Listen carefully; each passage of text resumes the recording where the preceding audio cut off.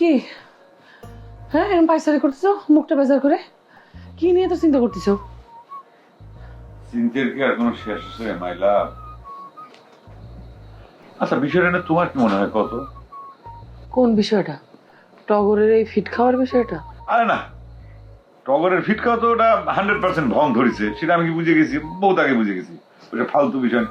আমি যেটা কবি চাচ্ছি সেটা হচ্ছে ওই বিশ্বাসের ভাইসের ব্যাপারে। দেখো, আমার মনে হয় এই লোকটা অনেক খারাপ, মারাত্মক খারাপ। ওরে আমার কোনোভাবে বিশ্বাস হয় না। এই জন্যই তো তোমাকে আমি বারবার করে করছিলাম যে যাও, যাই ওসি সাহেবের সাথে কথা কই এটা জিডি করে আসো। আমার কথা তো শুনলে না। জিডিটা করা থাকলে পরে কাজে লাগবে না, দেখো। ওকে মাইলা, তোমার কথা মতো না আমি জিডি করলাম, কিন্তু আমি একটা বিষয় চিন্তা করতেছি। চম্পা যাইয়ে বিশ্বাসের ভাইসের সাথে কিরকম কথা কইলো যে সাথে সাথে সে শুশু শুশু করে উঠে চলে গেল।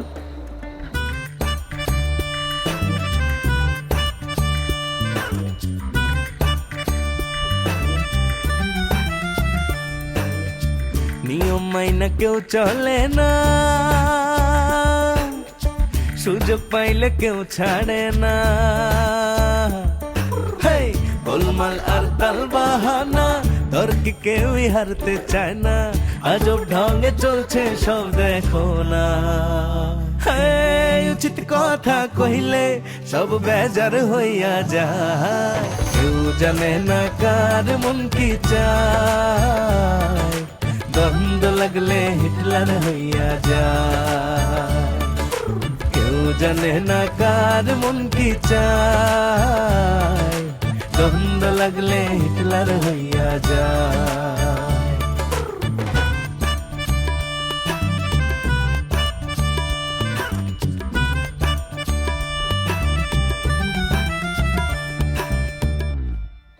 কইছে কিছু একটা, ও নিয়ে চিন্তা করে আমাকে লাভ কি?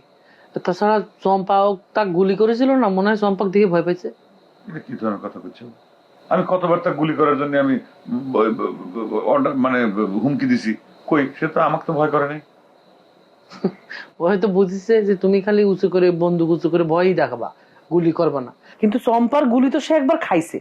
দেখো, সে কিন্তু চম্পার গুলি খাইছে দেখে যে সে আবার এসে বসবে না, কথাটা কিন্তু বিষয়টা কিন্তু সেরকম না। আবার এসে বসবার পরে আগেও তো একদিন চম্পার ধমক খাই উঠে চলে গেছিল, আবার এসে বসে না। ফাজিল চ্যাংড়াটা এমন ডিস্টার্ব করা শুরু করেছে, মানে মানে গলার কাটা হয়ে খারাইছে। আমি কি করবো সেটাই তো আমি বুঝতে পারতেছি না।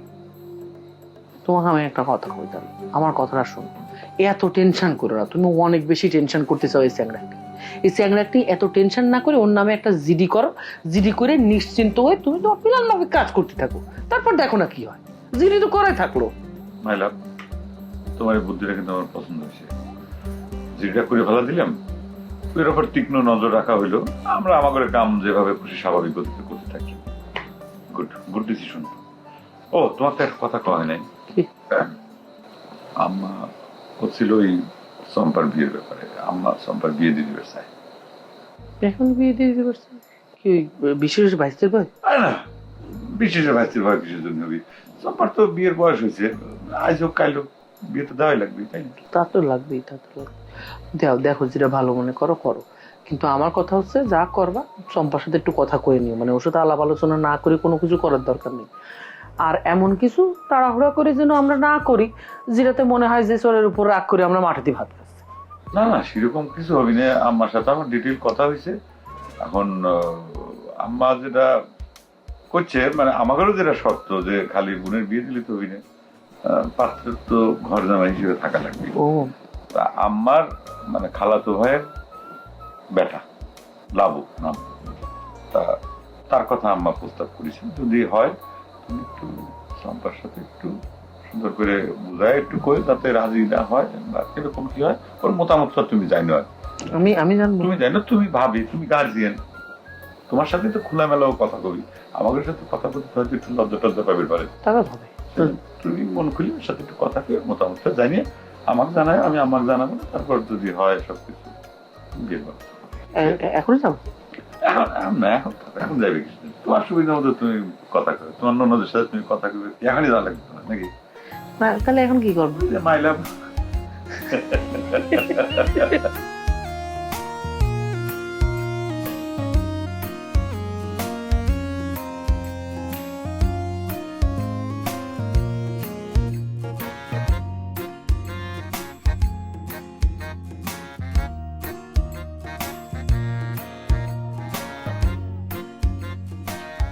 কি করতেছ আপা? তোর জন্য কিন্তু একটা সুখবর আছে। হতে পারি যদি আমাকে মিষ্টি খাওয়াস তাই। কিসের সুখবর? আর আমার যদি সুখবর হয়ে থাকে তাহলে পরে তুই এত খুশি হয়েছে কি জন্যে? পারে, তোর সুখবর মানে তো আমারও খুশির খবর। আর আমি একটা দুলি ভাই পাবো, আমি খুশি হব না? দুলে ভাই পাবো মানে? তোর বিয়ের কথাবার্তা চলতেছে, আর তোর বিয়ে হলে পরে আমি এক দুলি ভাই পাবো না? আমার বিয়ের কথাবার্তা চলতেছে? হ্যাঁ, কার সাথে? অবশ্যই মতি ভাইয়ের সাথে না। থাপ্পড় খাবো কলাম জ্যোতি, সবসময় একবারের কথা কস তাই না? আকবরের কথা করছি না রে আপা। আম্মা তার খালাতো ভাই হোসেন মামার বিয়ের সাথে তোর বিয়ে ঠিক করতেছে। তো কিরা কইছে এ কথা? আমাকে কেউ কয়নি, আম্মার বড় ভাই আলোচনা করতেছিল। আমি ঘরের পাশ দিয়ে যাচ্ছিলাম, তাই শুনে নিয়েছি। আর কায়দা করে আম্মার ফোন থেকে দুলি ভাইয়ের ছবিও দেখেছি। ও, এর মধ্যে ধুলাবাই হয়ে গেছে তাই না?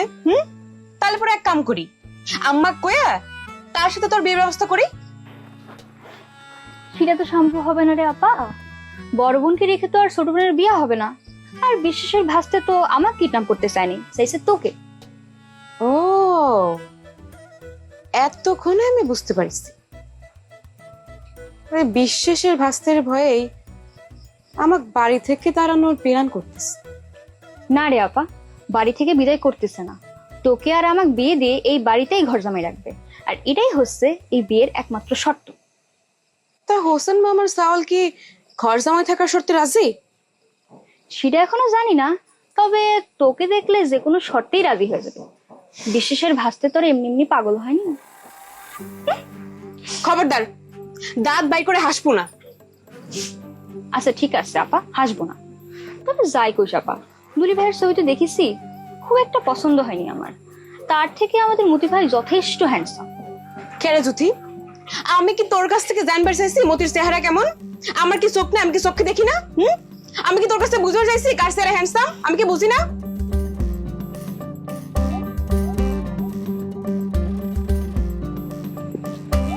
আপা, বড় ভাইয়ের আম্মা যদি সত্যি সত্যি তোর বিয়ে ঠিক করে ফেলে? বিয়ে ঠিক করে ফেললে আর কি করব? বিয়ে করে ফেলবো, তাছাড়া বিয়ের বয়স তো হইছেই।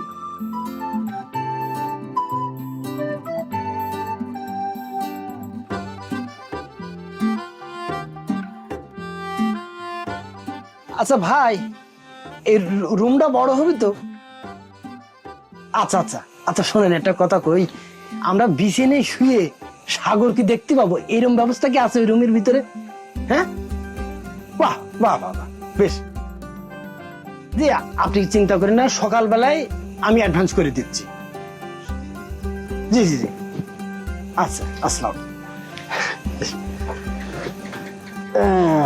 কি রবিনহুড, জি, তোমার হানিমুনের আয়োজন কতদূর? আপনার দোয়ায় মোটামুটি সবকিছু গোছগাছ করে ফেলেছে। আরে আমি একজন কপাল পোড়া মানুষ, আমার আবার দোয়া। এটা আপনি কি করছেন বস? আপনি কপাল পোড়া হতে যাবেন কি করতে? আপনি আমার কাছে সবসময় শ্রদ্ধেয়।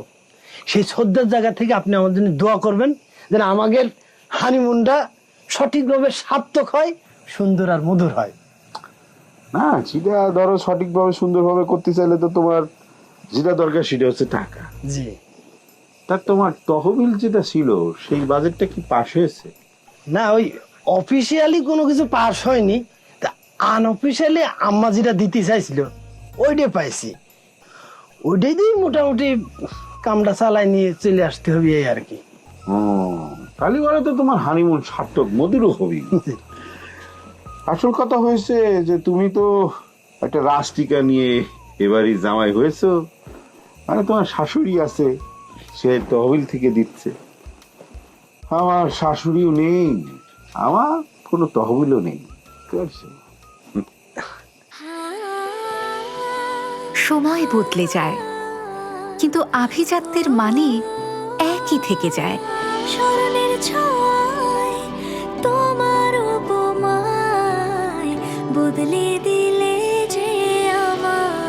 স্যান্ডেলিনা সো, রূপচর্চায় আভিজাত্য। বস, করছিলাম কি, ওই আমি শুনেছি মানে কক্সবাজারে এই সমুদ্রের পাড়ে মেলা শামুক, ঝিনুক, বার্মিজ মেলা কিছু জিনিসপত্র পাওয়া যায়। আপনার যদি কিছু কিছু পছন্দ থাকে সেটা আমার কবার পারেন, আমি নিয়ে আসবো না আপনার জন্য। না না, তুমি নিজেই যাচ্ছ তহবিলের টাকায়, সে টাকার থেকে আমার কিছু আনা লাগবে না, আমার কিছু লাগবে না। আচ্ছা ভালো কথা রবি, জি। তোমার যে দায়িত্বটা দিছিলাম, মানে তোমার শাশুড়ি যে প্রস্তাবটা দিছিল, হ্যাঁ। সেটার ব্যাপারে কতদূর কি করলে? ও ওই জুয়েল ভাই আর তুতাপার কথা করছেন, ওটা বাদ একদম ডিনাই করে দিয়েছি। তুমি ডিনাই করিস? মানে আমি না, মানে আমি হয়েছে কি, যে আপনি যে প্ল্যানটা আমার দিছিলেন সেইভাবে আমি আম্মা সব খুলে কইছি। আম্মা কইছি যে জুয়েল ভাইয়ের সাথে যদি তুতাপাক বিয়ে দেন সে কোনোদিন সুখী হতে পারবি না, কারণ জুয়েল ভাই লোক খারাপ। তাছাড়া আমি হানিমুনিতে ঘুরে আসি, আমার জানাশোনা তো কিছু ভালো ছেলে আছে, তাগের মধ্যে একজনের যে সিলেক্ট করে তুতাপার সাথে বিয়ে দেব। আম্মা এই কথাটাই রাজি হয়েছে। বস একটা ব্যাস লাইট নিয়ে আসি আপনার জন্য। লাগবে না। তাহলে বস আপনার জন্য কিছুই আনবো না? না লাগবে না। না, এই যে ঝিনুকের একটা ব্যাস লাইট, না না বার্মি স্যান্ডেল। না, আমি তো স্যান্ডেল পরি না, জুতা পরি।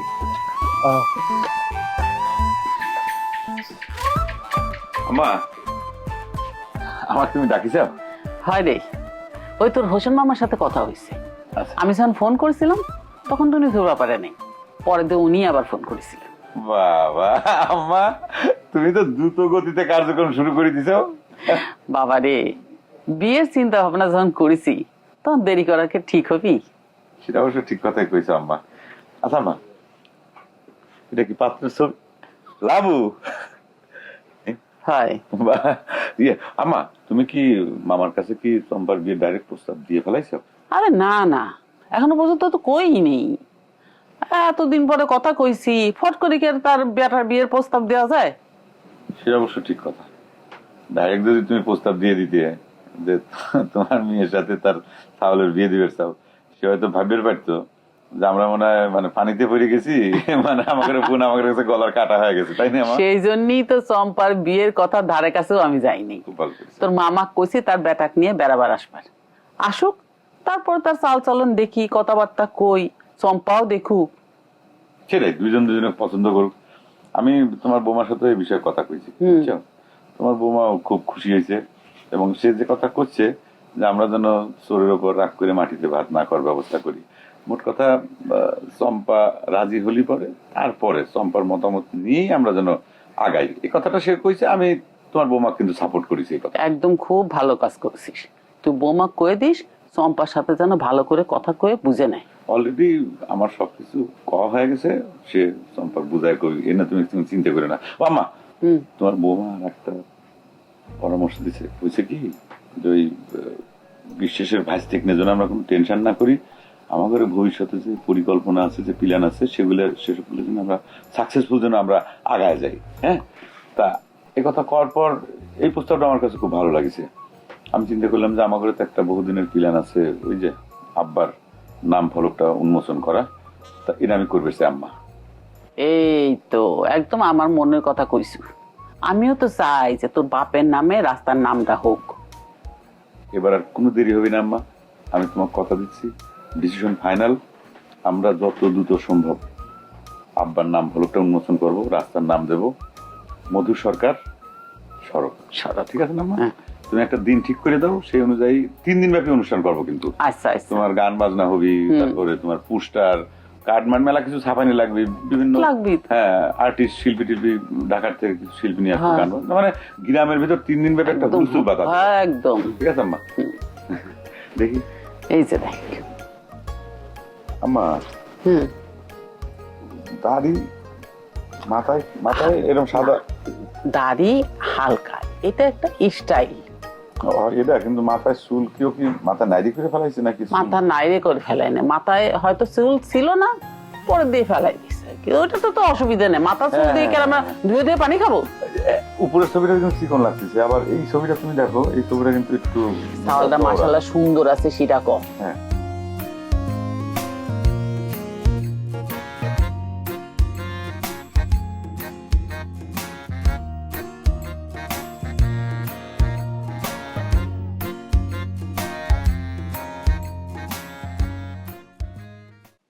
কি রে আপা, কথা কবি কয়া তুই এখানে আমার দায়কে নিয়ে আসলি, এখন নিজে চুপ মারি রয়েছিস, কি হয়েছে কি?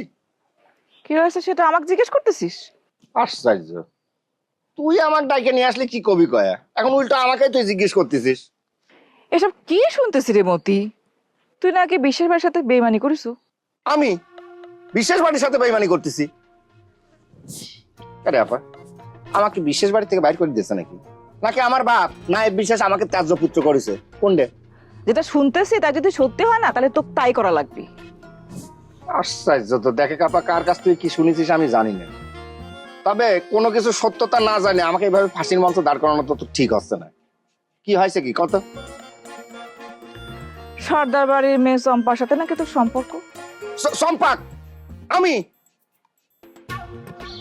আবার যে কথার হাজার মাইল দূরের কোনো সম্পর্ক নাই, যে কথার কোনো সত্যতা নাই, ভিত্তি নাই, সেই কথা শুনে তুই আমাকে এইভাবে বেঈমান হিসাবে ঠিক করতেছিস? আরে আমি কি তোর মায়ের পেটের ভাই না? মায়ের পেটের ভাই দেখে তো জিজ্ঞেস করতেছি, না হলে তো কোনো মাথা ব্যথাই হতো না। এ বাবারে, কিডা তোকে এই ধরনের উদ্ভট কথা কইছে কত? তার নামটা আমার পরিচয় দেখি কত? জুয়েল। জুয়েল? হায় রে আপা, বাহ, যে জুয়েলের একের পর এক সমস্ত 2 নম্বরই প্রকাশ পায় যাচ্ছে, যে জুয়েল আমাদের বিশেষ বাড়ির ধ্বংস করার পরিকল্পনা হাতে নিয়ে এখানে আইছে, মিশন নিয়ে আইছে, তার কথা শুনে তোর এরকম মাথা ব্যথা হয়ে গেল, আর তার কথা শুনে তুই আমাকে এরকম চাষ করতেছিস, তাই না? আরে জুয়েল তো কলো যে চম্পা তাক নিজের মুখে কয়েছে যে চম্পা তোকে ভালোবাসে। মিথ্যে কথা, মিথ্যে কথা, সম্পূর্ণ মিথ্যে কথা, এই কথা কোনোদিন করতেই পারে না। আচ্ছা তুই একটা জিনিস চিন্তা করে তো, যে জুয়েল চম্পাক হাইজ্যাক করার প্ল্যান করলো, কয়দিন আগে যে চম্পা নিজে হাতে তাকে গুলি করলো, তারপরে সে তার সাথে এরকম করে কথা কবি না? সব সিকোয়েন্স গুলো একসাথে মিলা দেখ, তাহলে পরে সব কিছু তোর কাছে প্রকাশ হয়ে যাবে। শোন, আমিও চাই যে তোর কথাটা সত্যি হোক আর জুয়েলের কথাটা মিথ্যে হোক। অবশ্যই মিথ্যে আপা, আমার কাছে তোর কাছে একটাই অনুরোধ, মানুষের এরকম ভিত্তিহীন কথা শুনে তুই আমাকে উল্টো পাল্টা এরকম বিশ্বাস করিস না, পারলি জুয়েল এক জায়গায় ধমক দিয়ে বুঝা দিস, যেন মানুষের সামনে এরকম আমার নামে মিথ্যে কথা না চলে। আচ্ছা আচ্ছা ঠিক আছে, কবনে। আরে আমি তো তোরে বিশ্বাস করছি বলে তো তোকে আগে জিজ্ঞেস করেছি, আব্বাক তো বলিনি। বিশ্বাস করলে এরকম নিজের ভাইকে এভাবে ডাইকে আনি বলতি নাকি? একটা সিটারের কথা শুনে এরকম করতেছিস? আমি আসলে তোদের বাড়ির সবার আমি যখন চম্পার সাথে প্রেম করতি, কি ধরনের মিথ্যে কথা আছে বাজে কথা করছে সব।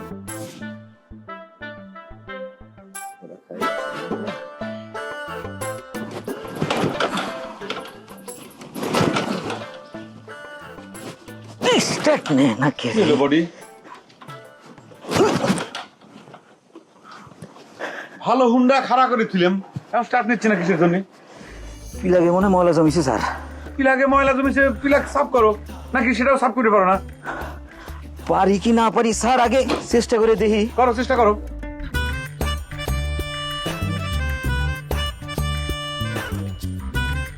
পাশা মরা তুই উপরালার হাতে, কেউ সেই লেখা ফেরত দিতে পারবি না, তার মানে আপনি ডেড হয়ে যাবেন। জুয়েল তোমার কাছে মতির কি বেইমানির প্রমাণ তুলে ধরেছে, যার ভিত্তিতে তোমরা তাক সর্দার বাড়ির এজেন্ট বানায় দিচ্ছ? তাদের জামাই হিসেবে গ্রহণ করলে আমি হইতাম কি এখানে একটা সুপার পাওয়ার, তাদের একটা শক্তিতে পরিণত হইতাম। তাহিরা কি দেখে তোর জন্য পাগল হয়েছিল? তুই কি দেখতে অনেক সুন্দর, নিজেরে কি তুই শাহরুখ খান মনে করিস? সব বেজার হইয়া যায়, কেউ জানে না কার মন কি চায়, দ্বন্দ্ব লাগলে হিটলার হইয়া যায়, কেউ জানে না কার মন কি চায়, দ্বন্দ্ব লাগলে হিটলার হইয়া যায়।